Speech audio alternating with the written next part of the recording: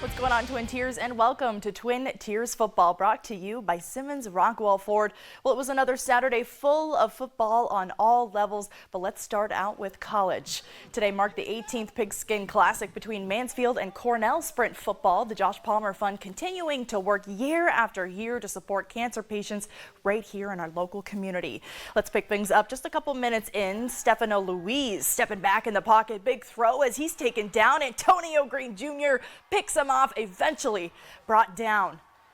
And just a few plays later, Marcus Quaker fakes the handoff, short pass to Brady Deneen, and he walks into the painted turf for 6. A bit of history at the game today with this extra point. Nolan Zona becomes the all-time leading kicker in program history. 7-0 Mounties. All right, big red ball again. Louise going to the air, but he's picked off once again, this time Troy native and former Athens football's Mounties unable to capitalize on that one as it's turned back over just a couple plays later, but they stick with it to improve to 4-1, 27-13. We caught up with Josh Palmer himself ahead of today's game. He spoke about just how important the fellowship is surrounding the cause.